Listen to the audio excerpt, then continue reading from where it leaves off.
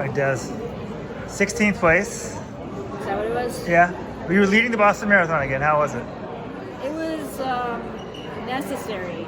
I was running pretty even, and I found myself in the group again, and it was like, this is way too slow. When they go, it's going to just explode, and so there's not going to be, everyone's going to be fresh, and there's not going to be any carnage to chase down, so I just kind of tried to do my own thing that I was doing anyhow and get some people riled up, and it worked. And then it gave me some objectives to kind of chase down late in the race.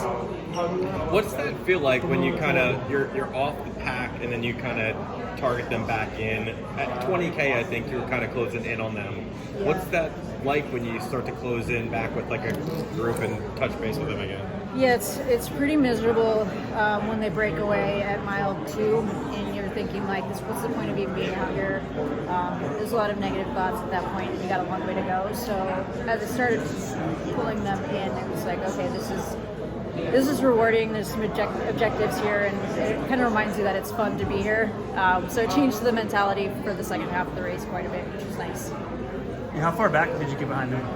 I don't know. It was probably like a minute and a half. Oh, wow. It felt like that. I don't know. Yeah, it was fun. Overall, how do you feel about the result, performance? It was fair. I think, I feel like I have this 225 in me still, but that might not be the case. I feel like maybe I'm just overestimating it. I'm coming on tired legs, but I would say this segment went really well. So if you're going to connect it, it's got to happen at some time. Otherwise, you're just throwing out a number and pretending like it might happen.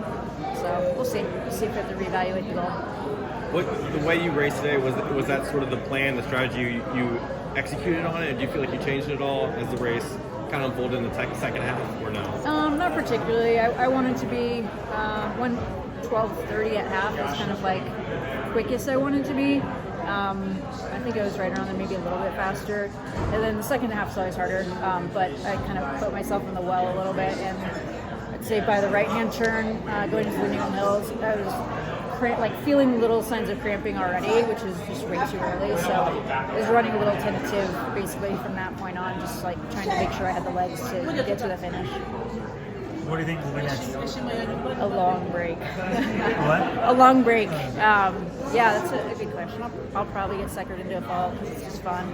But yeah, I'm going to be really intentional, make sure fired up, excited, and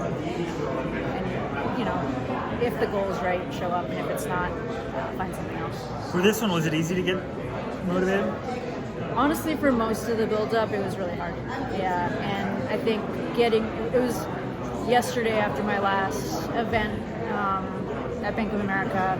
We were driving back to the tech meeting, and I was like, I'm so excited to race tomorrow. And that was the first time I was pretty excited, which is unusual. So it kind of shows the wear and tear of the stretch of Chicago to trials here. 11th time racing Boston, I think. Anything new this time around, or what's changed essentially as you keep doing this race to become a staple of yours? Just the entire sport.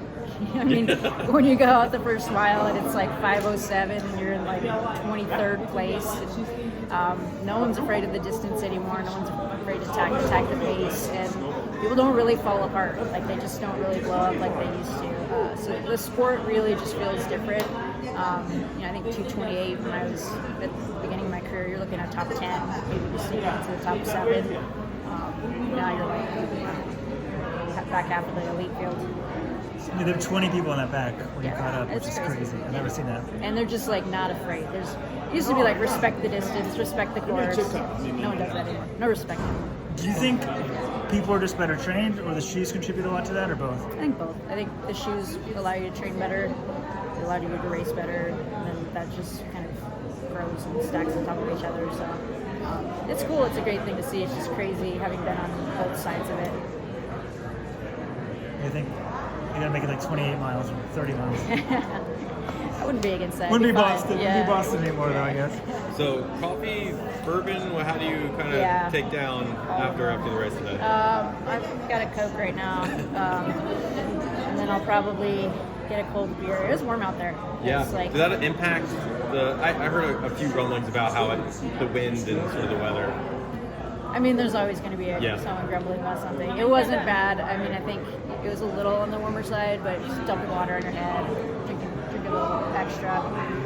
But yeah, and it makes the cold beer sound really nice. So I'll do that. Thank you. Congrats. Appreciate it. Thank you.